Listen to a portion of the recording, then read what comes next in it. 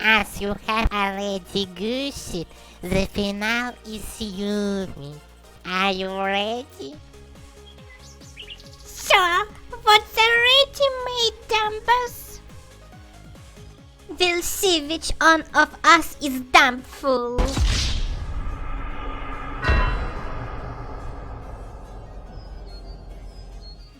Hey noobs, Mr. Frog here. Today, we're going to be taking a look at Call of Senpai Waifu Warfare, a new H-adventure game developed by Strelitzia Games. Now I want to be honest with you guys, I really had no idea what to expect going into this one, and even after playing through the entire game, I am still not entirely sure what exactly I just witnessed. Now from what little I could piece together from the in-game cutscenes, and what is written on the game's Steam page, the gist of the game is that you play as a character named Miki, who travels to a tropical island with her boyfriend named Minori to participate in a tournament titled The Call of Senpai. This tournament has 3 rounds in total, with your ultimate goal in the game being to claim victory in all 3 and defeat your rival Yumi. The game occasionally has a couple other characters that'll appear, such as Jerry, but they don't really play any significance or stick around for more than a single cutscene. Now the first and most obvious thing I'd like to get out of the way is the dialogue and voice acting in this game, as seen in the intro of the video, is absurdly hilarious and awful. Anyway, я говорю, про капусту. Зачем нужно жрать капусту, если есть картошка? Hey Miki, come here. That's Jerry. He's the people. Very nice, Miki. The first challenge of my for survival. You have to reshoot on a toy gun against 10 people at once. If you can't handle it, you pass to the next stage. The entire game seems to be voiced by maybe 1 or 2 people who seem to be using a voice changer and a very poor microphone to deliver their lines. This results in most of the cutscenes being absolutely hilarious and probably the best part of the game, unfortunately. As for the gameplay in Call of Senpai, it does feature a semi-open world where you can roam around the island as the character Miki. The controls are a bit awkward, with Miki herself having this sluggish movement and the camera swinging around from the slightest mouse movement. This can take a bit of time to get used to, but once you get it down, it isn't too bad. Now aside from the movement, Miki also has the option to change her pose and pull out her phone. When Miki's phone is out, you can only move slowly, but a compass and locations for quests and changing stations will appear on your screen. I feel like while the phone is a pretty cool game idea, it probably would be more functional to have the compass always appear on the UI, while maybe giving the phone some sort of other function, as it can make navigating around a constant process of running for several seconds and then pulling out your phone over and over and over again.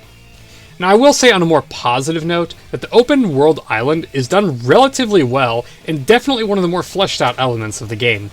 The city is absolutely full of people doing all sorts of unique and fun activities, such as just chilling on the beach, having a picnic in the grass, and even playing games outside while getting flamed by a Russian kid over comms.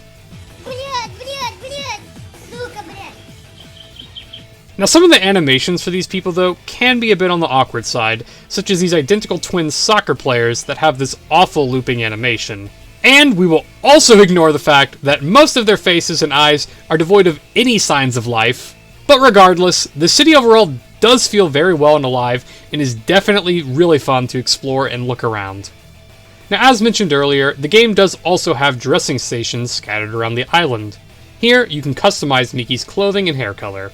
The customization, while leaving a little bit to be desired, such as hairstyle options and eye colors, is definitely enough and fun to play around with. Once you are done customizing Miki and exploring the island though, you can start participating in the tournament. This is done through GTA-styled mission areas where you go to a marker marked on your screen and meet up with your boyfriend, Minori. Each mission will play a short cutscene before sending you off to the tournament game. The first round for the tournament is an FPS-style shooter match where you need to get at least 10 kills without dying. Now this is unfortunately where the game takes a massive downturn. This section is incredibly broken in multiple ways that make it virtually almost impossible to complete without glitching the game. First off, you have no visual indicator of where the bullets coming out of your gun are going. There is not even a shooting animation, and I wouldn't have any idea that my gun was shooting at all had there not been the audio cue. Second off, the crosshair on the screen is nowhere near accurate of where your bullets are actually going either. So with no visual bullet lines, you have no real way of knowing where you're actually shooting. Third, the AI bots will kill you incredibly quickly and can easily swarm and overwhelm you. With all of these problems together, this makes this section of the game incredibly frustrating, and I imagine is where most players will frankly just give up playing the game. Fortunately for me though, I was able to find a glitch to get past this part easily. Once you shoot and kill one of the girls, instead of getting the other 9 kills, if you can line up your gun exactly in the right way to shoot her dead body, you can shoot her corpse 9 times and make that count as your 10 kills. Once you get past here, the rest of the game is mostly smooth sailing, but this part is inexcusably broken.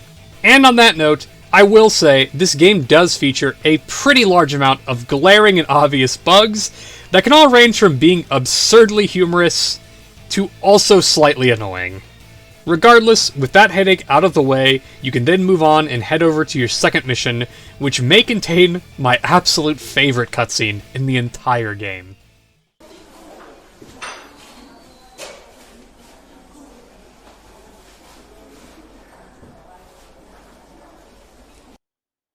There is good news and bad news. The good news is that you in the semifinals.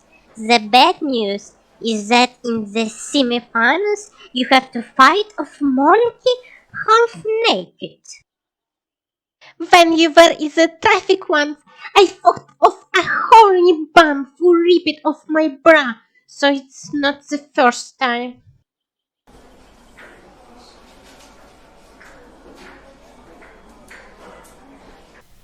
Yes, just as your boyfriend said, your next mission is for some reason to defend yourself against dozens of massive gorillas while half naked in the jungle.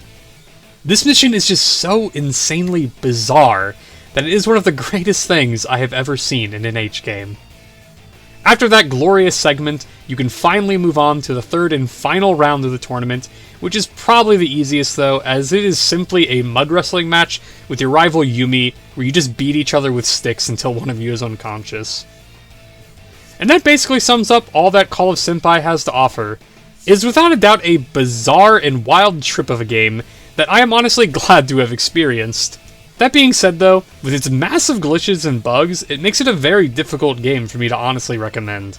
If you would like an awful game though, to have a quick laugh, or maybe send to your friends as a joke gift on Steam, then this is definitely the game for you. Hey, thanks for playing my game and passed it. Yes, it's you. You're very cool. Thanks you and good luck. See you later.